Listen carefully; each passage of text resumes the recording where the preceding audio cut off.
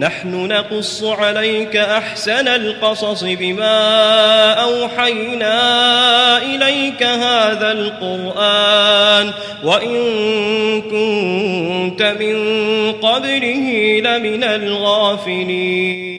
بسم الله الرحمن الرحيم. الحمد لله رب العالمين، والصلاة والسلام على رسول الله وعلى آله وأصحابه ومن تبعهم بإحسان إلى يوم الدين. أما بعد، إخواني في الله، waxaynu ku dhex jirnay oo bilownay qisadii nabiyullaahi aadam calayhi salaam. waynu ka dhignay waxa qisada koowaad oo qasas al-anbiyaa, maadaama uu yahay aabihii basharka oo dhan. qodobka ugu horeeya oo almabxath alawal oo aynu u bixinay aayaat fi khalqi aadam, ay dikru aayaat fi khalqi aadam, ayaynu waxaanu qaadanaynaa addarsu athaani, darsigii labaad. darsigii koowaad waxaanu kaga soo hadalnay suuratu lbaqara aayadihii ku soo arooray. darsigaana waxaan kaga hadlaynaa, waa qeybtii labaad, waxaan kaga hadlaynaa waxa weeye fi suurati acraaf aayadaha ku sugan. waayo waxaynu tilmaanay oo soo sheegnay allah subxaana wa tacaala 6 suuradood inuu ku balbalaariyey oo si fiican ugu tafsiiliyey qisatu aadam calayhi salaam, khalqigiisii iyo xaalkiisii iyo sidii jannada loo dejiyey iyo sidii looga soo saaray.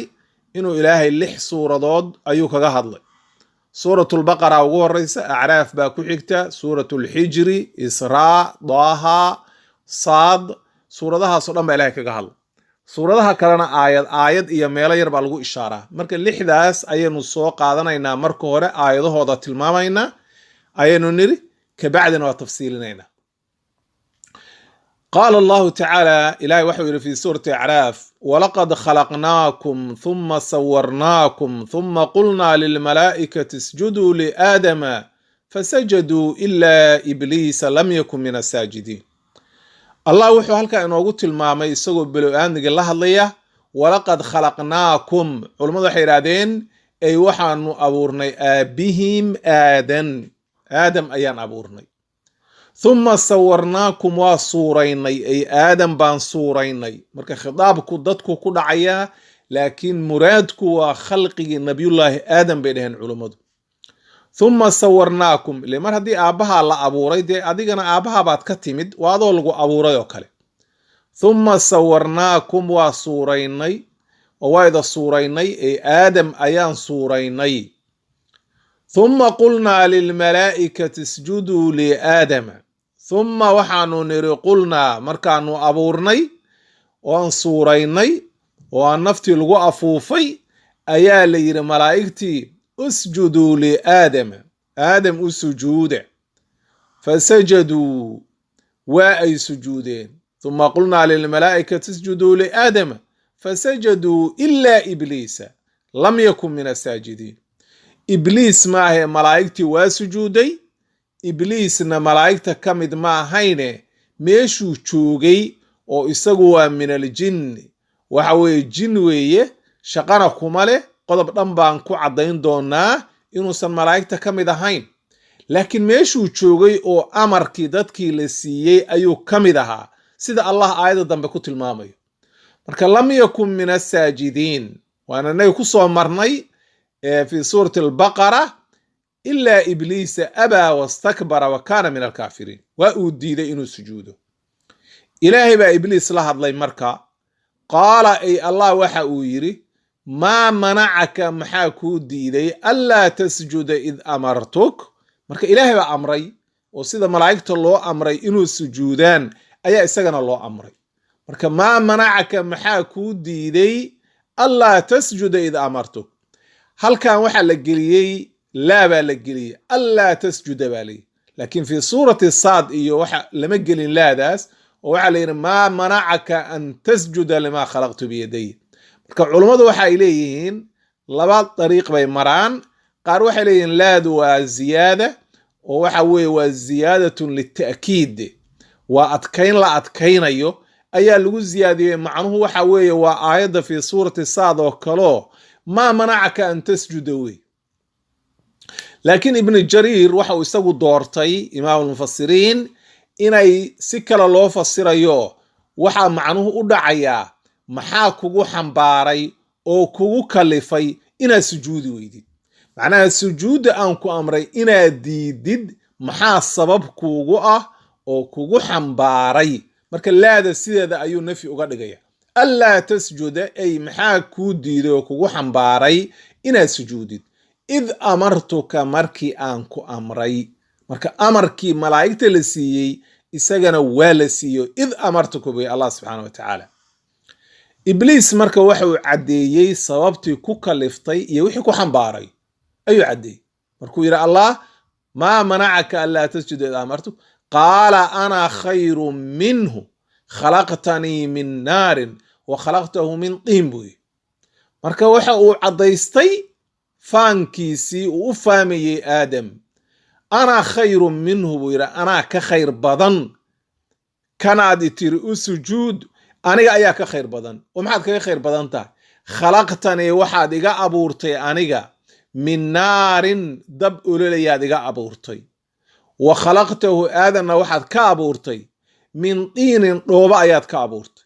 marka suurtagal maaha naarta iyo dhoobada wuu leeyahay naartaa fiican, anigoo marka ka fiican oo waxa weye abuurkaygii wixii layga abuuray uu ka fiican yahay aadan waxa layga abuuray inaan u sujuudaa ma aha, waayo anaa ka sharaf badan ayuu u wataa. waa qiyaas marka ibliis awalu man qaasa ayay yidhaahdeen culummadu, waa kii ugu horreeyey oo qiyaas inta la yimid waxa weeye qiyaas faasida inta la yimid nusuusta kala hor yimid caqli, waa ninkii ugu horreeyey. ilaa yowmi alqiyaama qof walba oo naska caqligiisa ka hor keenana oo naska marka loo sheego raaci waaya oo caqligiisa raacana, ibliis ayaa imaam u ah walciyaadu billah. marka qiyaaska faasidka oo culummadu diidaan weeye qiyaaska noocaas. awalu man ibliis ayay yidhaahdeen. marka waxa uu ku ba'ay oo ku hoogay oo ku khasaaray waa qiyaaskaas. marka wuxuu yidhi anaa khayru minhu khalaqtanii min naarin wa khalaqtahu min tiin. waa sax in naar laga abuuray, waljaanna khalaqnaahu min qablu min naari samuum ayaa inoo imaan doonta fi suurati xijr. marka waxaa laga abuuray isaga dab ololaya. nebiguna waa inoo sheegay calayhi salaatu wasalaam xadiis saxiixa, xadiidkii caaisha imaamu muslim uu wariyey, inuu yidhi malaa'igta waxaa laga abuuray nuur, jinna waxaa laga abuuray dab ololaya, aadamna waxaa laga abuuray mimaa wusifa lakum, ay dhoobadii la idii tilmaamay laga abuuray. idan marka aadamna dhoobaa laga abuuray, jinnina naar baa laga abuuray, oo halkaa ayuu ka soo jeedaa. sidaa daraaddeed buu u faamaya. sidaasaa culummadu marka qaar waxay yidhahdeen sida aadam uu u yahay abulbashar ayuu ibliisna u yahay aabbihii jinniga, oo jinnigoo dhan isagaa dhalay bay dhaheen. allahu aclam. marka khalaqtanii min naarin wa khalaqtahu min tiin buu yidhi. allah waxa uu yidhi markaa qaala fahbid minha famaa yakuunu laka an tatakabbara fiiha fakhruj inaka min asaakiriin. ka bax baa la yidhi jannada, fahbid minha, jannada ka bax baa layidhi. marka halkaas hadhow baynu ishaaraynaa intaan aadam jannada la dejin baa laga soo saaray ibliis. fahbid minha ay min aljanna, jannada ka bax baa layidhi. famaa yakuunu laka an tatakabbara fiiha, malihid xaq inaad isku weynaysidoo ku kibirtide. fakhruj inaka min asaakiriin, adiga oo dulaysan oo dulliya. marka sharaf buu sheegtay iyo isla weynan, waxaa lagu abaalmariyey dulli iyo waxa weeye darxumo ayaa lagu abaalmariyey. adoo dulliya jannada ka baxbaali, fakhruj inaka min asaakiriin. halkaa markuu arkay inuu dulli ku dhacay ayuu hal wax ilaahay ka codsaday. qaala andirnii ilaa yowmi yubcathuun, ilaahayow waxaad ii sugtaa oo waxa weye aad ii kaadisaa oo hay dilin ilaa yowmi yubcathuuna, ay ilaa qiyaami saaca, inta qiyaamuhu dhacayo oo la isa soo saarayo. ilaahu ii kaadi, duriyadda nebi aadam aan baadiyeeyo, oo wuxuu rabaa inuu halkaas dagaal ka bilaabo. qaala inaka min almundariin baa li. aayaddan marka waa la idlaaqa, waxaa li inaka min almundariin, laakiin fii suurati xijri iyo saad iyaa lagu sheegay ilaa yowmi alwaqti almacluum, waxaa lagu kaadinayaa ilaa maalin ilaahay og yahay oo macluum ah. waxay yidhahdeen culummadu waa annafkhatu luula, waa maalinta qiyaamo buunka la afuufayo oo dadkoo dhan dhimanayaan ayuu isna dhimanayaa. kabacdi nafkhada labaad oo lasoo baxayana waa lasoo saarayaa sida dadka loo soo saarayo. halkaa markuu ogaaday marka in loo kaadiyey oo waxa weye una dhimanaynin buu dhaar isku xaabi.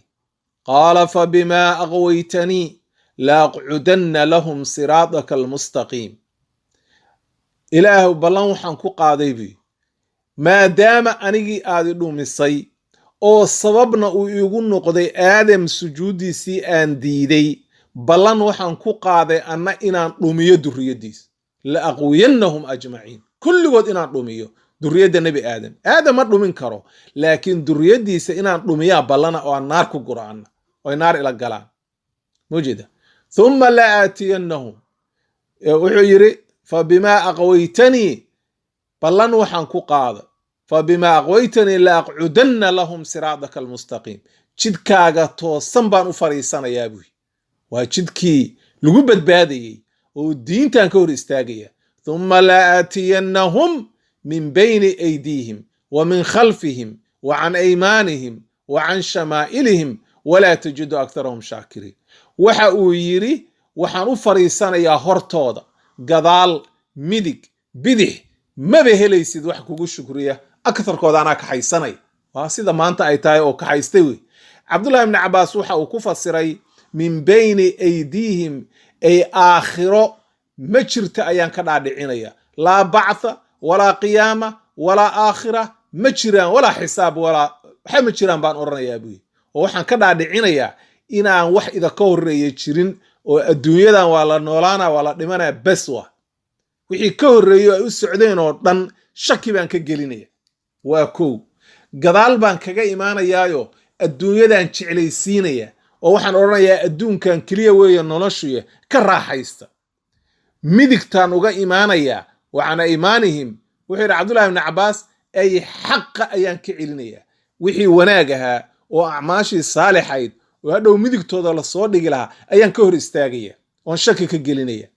bidixdaan uga imaanayaayo macaasidaan u qurxinaya. saasuu cabdullahi ibni cabaas ku fasiray. macaasida ayaan u qurxinayaa oo waxa weye markaa aan ku guraya. walaa tajidu aktarahum shaakiriin, mana helaysid aktarkooda wax kugu shukriya oo gaalay noqonaya. qaala allah waxa uu yidhi markaa, qaala akhruj minha madmuuman madxuura laman tabicaka minhum laamla'anna jahannama minkum ajmaciin. allah waxa uu yidhi ka bax baa la yidhi, jannada ka bax adiga oo madmuuman madxuura. mad'uumka waxaa la yidhahdaa ay almaciibu almatruudu, macnaha almaciib waxa weye ninka la ceebeeyey oo loo carooday weeye. madmuuan macnaha marka leeyahay almadmuum waxaa layaha macnaha kan la ceebeeyey. almaciib ayuu ku fasiraya ibnu jariir, waa kan la ceebeeyey oo waxa weye loo carooday oo ilaahay u carooday. adiga oo ceebaysan oo ilaahay kuu carooday jannada ka bax baa leeyahy. madxuuran ay madruudan, adiga oo lagu cayriyey oo lagu fogeeyey oo naxariista alla lagaa dheereeyey, ka bax baa leeyahy jannada. mujeda saasaa le fakhruj minha madmuuman madxuura. allah waa dhaartay, laman tabicaka minhum, laman tabicaka wixii ku raaca oo waxa weeye bilow aadni kulligii saa u dhantihiin, naar baa anna ku guray. laman tabicaka minhum waxa weye laamla'anna jahannama minkum ajmaciin, naar baa idin sugaysaa adiga iyo wixii ku raacaba. halkaa markii ibliis marka suuratu saad iyana waa lagu keeni doonaa oo waynu arki doonaa. markii halkaa ibliis marka oo waxa weye arrintiisii martay oo uu ogaaday inuu ilaa qiyaama saaca noolaanayo, wuxuu baadiyeyn karana ku dhaartay inuu baadiyeeyo, ayaa aadam ilaahay la hadlay marka. wayaa aadamu uskun anta wa zawjuka aljanna fakulaa min xaysu shi'tumaa walaa taqrabaa haadihi ashajara fatakuunaa min adaalimiin. aadam jannadii ayaa la yidhi deg. yaa aadamu uskun anta wa zawjuka aljanna, jannada deg baa la yidhi adiga iyo xaaskaagu. marka ibliis waa laga saaray jannadii, adiga iyo xaaskaagu jannada degaa la yidhi. fakulaa min xaysu shi'tumaa meeshaa doontaana ka cuna oo ku raaxaysta laakiin walaa taqrabaa haadihi shajara geedkaa ha u dhowaaninaya hal geed baa laga xaarimay olay geedkaa ha u dhowaaninaya geedkaa ha u dhowaaninaya walaa taqrabaa haadihi shajara fatakuunaa min adaalimiin haddaa geedkaa u dhowaataan waxaad noqonaysaan kuwa dhaalimiinta abaad ka mid noqonaysaan oo xadgudbay marka ibliis amar buu diiday oo lagu imtixaamay aadamna nahyi baa lagu imtixaamay oo waxaa layidhi nahyigaa waxaas bannaan ka mar baa layahay ha u dhowaani geedkaa muxuu ahaa alcilmu cinda allah geed unbuu ahaa waxa weeye geedaha jannada ka mid a laakiin annaga ma garanayno mana odhanayno geed hebel buu ahaa oo isku takallufi mayno aayad sheegtay ma jidha geedka magaciisii xadiid sheegayna ma jiro saxaabadiina ma sheegin marka in waxa weeye geedo kale lagu tiltilmaamo oo qaar yidhahdaan cinab buu ahaa xag buu ahaa waxaasoo dhan looma baahna waa israa'iliyaad iyo waxaan la garanaynin laakiin ilaahay geed unbuu sheegay wax hadda caqiidaha oo geedkaa magaciisa in la ogaado ka ratimaysana ma jirto fatakuunaa min adaalimiin halkaa marka ibliis wuxuu ogaaday aadam in geed laga xaaraantinimeeyey halkaasuu ka soo galay marka waswaas buu geliyey allah waxa uu yidhi fawaswasa lahuma ashaydaanu fawaswasa ilayhima waxa uu waswaasiyey shaydaan baa waswaasiyey muxuu u waswaasiyey marka wuxuu u waswaasinayaa inuu cawradooda tusoo geedkan ku rido ayuu u waswaasinaya oo waxa uu doonayaa inay geedkaa cunaan markaasuu u caddeeyo waxa uu yidhi wa qaala maa nahaakumaa rabbukumaa can tilkuma ashajara ilaa an takuunaa malakayna aw takuunaa min alkhaalidiin ujeeda isaga oo doonaya liyuriyahumaa sawaatuhuma ujeeda liyubdiya lahumaa sawaatuhuma ay halkaasuu doonaya inuu cawradooda tuso oo nahyiga ku rido waayo waxay yidhahdeen culummadu geedkan asturaad buu u ahaa cawradooda ma ay arkaynin oo waxa weeye ilaahay baa labis baa ilaahay uga dhigay ma ay arkaynin cawradooda oo dhar camal bay qabeenoo ilaahay dhar uu siiyo jannada ah oo ilaahay ku asturay bay qabeen geedkaa u dhowaaninaa leeyi laakiin ibliis baa uga faa'iidaystay oo laba arrimood buu ka soo galay wa qaala maa nahaakumaa rabbukumaa can tilkuma shajara geedkaas ilaahay waxa kale idinkagama nahyin ilaa an takuunaa malakayni aw takuuna min alkhaalidiin macnaha geedkaa haddaa cuntaan ama laba malag baad noqonaysaan weligiinna waad noolaanaysaan ama weligiin baad noolaanaysaan fii suurati Taaha iyo allah waxa uu ku tilmaamay waxa uu ku yidhi yaa aadamu hal adulluka calaa shajarati alkhuldi wa mulkin laa yabla ma ku tusaa aadamow geedkii lagu waarayay haddii la cuno iyo boqortooyo aan weligeed baaba'aynin dhaar buu isku xaabiyey haddana wa qaasamahumaa innii lakumaa la min annaasixiin dhaar buu inta isku xaabiyey waxa uu ku yidhi anigu wax kaleba ma ihi idinka unbaan idiin naseexaynaya dan kale idinkama lihi wa qaasamahumaa dhaar buu ilaahay buu ku dhaartay innii anigu lakumaa idinka waxaan idii ahay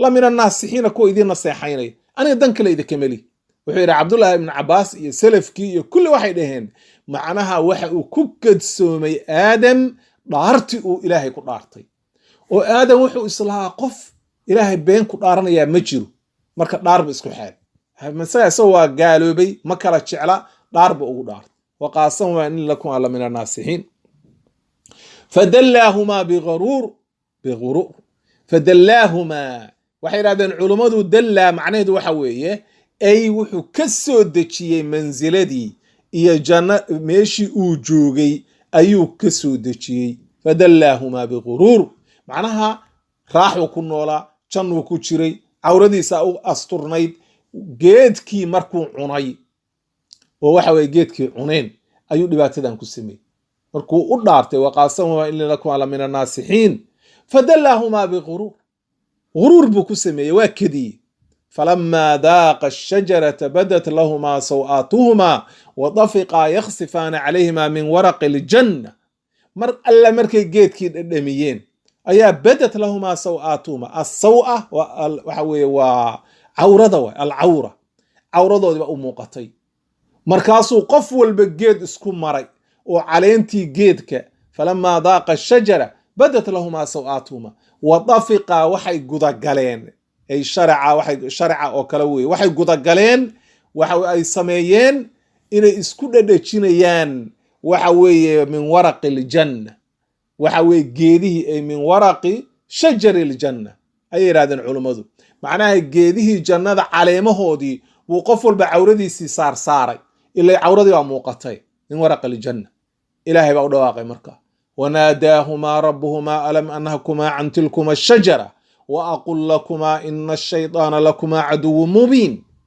ilaahay baa u dhawaaqay miyaanan ida oran geedkaa ha u dhowaanina miyaanan ida oran shaydaan cadow weeye iska ilaaliya wa aqul lakumaa ina ashaydaana lakumaa caduwun mubiin maxaa idinku kalifay arrintan sawtaan idinka digay oo waxa weeye suuratu taaha bay inoogu imaan doontaa in la oran doono yaa aadamu ina hada caduwun laka walisawjika falaa yukhrijannakumaa min aljanna jannada yuu idinka saari ujeeda marka sidaa daraaddeed ayuu allah waxa uu leeyahay miyaanan geedka idinka nahyin ida oranna shaydaan baa cadow idoo iska ilaaliyayo jannada idinka saarine waka alam anhakumaa can tilkuma ashajara wa aqul lakumaa ina ashaydaana lakumaa caduwun mubiin waa toobad keenin marka qaalaa rabbanaa dalamnaa anfusanaa wain lam takfir lanaa watarxamnaa lanakuunana min alkhaasiriin qaalaa waxay yidhaahdeen rabbanaa yaa rabbanaa dalamnaa anfusanaa nafteedii baan dulminay wain lam takfir lanaa haddaadan noo dembi dhaafin watarxamnaa noo naxariisan lanakuunana min alkhaasiriin kuwa khasaaray sida ibliis oo kale ayaan ka mid noqonayna ilaahay noo dembi dhaaf waa aayadihii allah markii hore aynu suuratulbaqara kusoo ishaarnay waxa weeye fatalaqaa aadamu min rabbii kalimaatin waa aayadan kalimaadkii rabbanaa dalamnaa anfusanaa wain lam takfir lanaa watarxamnaa lanakuunana min alkhaasiriin halkaa marka allah waa suuratulbaqara waatuu inoogu soo sheegay in ilaahay ka toobad aqbalay fataaba caleyh ilahay baa ka toobad aqbalay marka aadam marka waxa uu ku baxsaday oo waxa weeye ilaahay ugu naxariistay waa toobad keenay uu ibliisna toobadii waa diiday ma uu toobad keenine dagaal buu bilaabay marka fataaba caleyhi nabiyullaahi aadam waa toobad keenay waa fi suurati taahna waa ku imaan doontaa waxa weeye facasaa aadamu rabbahu faqawaa thumma ijtabaahu rabbuhu fataaba caleyhi wahada ilaahay baa ka toobad aqbalay ilaahay baana hanuuniyey markaa qaala kabacdi markii halkaa ay marayso oo waxa weeye laga toobad aqbalay ayaa allah waxa uu yidhi qulna habiduu jamiica bacdukum libacdin caduw waxa weye hoobtaa la yidhi marka oo jannada ka baxa aadam iyo xawa ayaa loo jeedaa ila ibliis awal baa jannada laga saaray sida culummadu ay qaar mareen sida naasir sicdi iyo shawkaani iyo culummo badan waxay leeyihin ibliis markii horaa jannada laga soo saaray ee hadda waxaa la leeyahay jannada ka baxa waa aadam iyo xaawo bacdukum libacdin caduw xagee loo soo hoobiyey dhulka tagaa laleeyahy bacdukum qaarkiin libacdin qaarka kale caduwun cadow buu u yahay waa kuwa bilowaandiga maanta cadowga iskoo baabaha iska dhigaya haddaynu ka dhigno ibliis iyo xaawo iyo aadamna hadda aadam baa cadow idii ibliis baa cadow idii ah idinkuna cadow u noqda wey ina shaydaana caduwun fatakhiduuhu caduwa cadow ka yeesha ayaa layihi shaydaan cadow buu idii yahay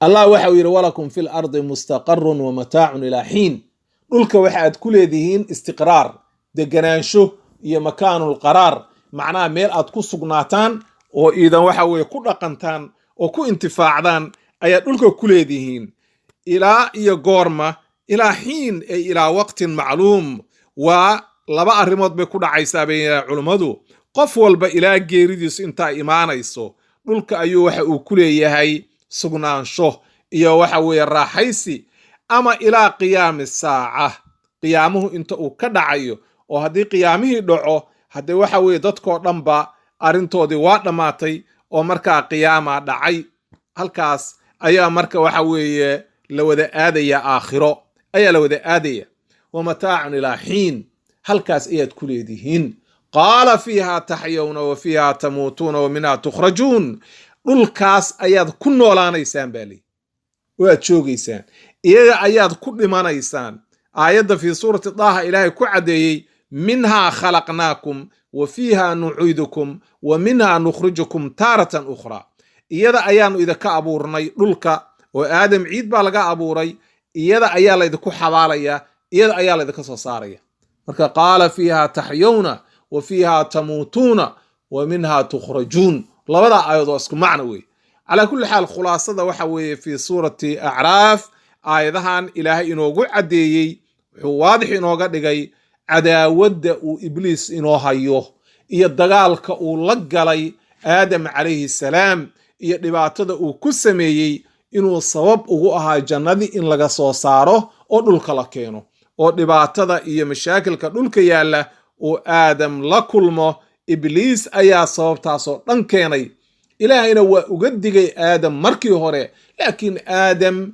waxa weeye asbaab ayay ahayd waxaan laakiin markii horeba sidii ilaahay ku tilmaamay fi suurati albaqara markii horeba waxaa loogu talagalay dhulka inuu waxa weeye joogo oo ku noolaado isaga iyo duriyadiisaba dhulka ayaa loo diyaariyey oo markii horeba waxa weeye ilaahay ugu talagalay ee arrintan waa asbaab oo waxa weeye sababtii unbaa la waafajinaya qadar horaa jirtay oo waxa weye looxul maxfuudka ku qorayd sidaa daraaddeed ayaynu axaadiidta ku arkaynaa markuu aadam xadiidkii waxa weeye aadam iyo muusa doodoodii faxaja aadamu muusa ku yiri anta aadam markuu samada kula kulmay ilaahay baa ku abuuray gacantiisa kugu abuuray jannada ku dejiyey malaa'igtii kuu sujuudiyey macsidii aad gashay baad jannada nagaga soo saartay aadam waxa uu ku yiri meeqaad soo ilaahay towraad kuguma soo dejin haa meeqaad helaysaa inay waxa weeye arrintaani qadar rabbi ahayd oo waxa weeye markii horeba dhulka inaan ku noolaano naloo ku talagalay ma ka helaysaa suu yidhi haa dama waxaad igu canaanaysaa bii shay ilaahay qadaray oo waxa weeye maaragtay alla horey u jaangooyey miyaad aniga igu canaanaysaa markaasaa nebigu waxa uu yidhi faxaja aadama muusa aadam baa ka garhelay muuse oo waxa weye xujadii ka badiyey calaa kulli xaal marka suuradda labaad oo suuratu alacraaf intaa ayaan ka soo qaadanaynaa waxaan u gudbi doonaa insha allah fi suurati alxijri والحمد لله رب العالمين. يا رب واجعل نهجنا نهج النبي وصحابه فبنهجهم فلنقتدي. يا رب وفقنا بعلم نافع وهد العباد على لزوم المسجد. ثم الصلاة على النبي وآله وجميع أصحاب الرسول محمد.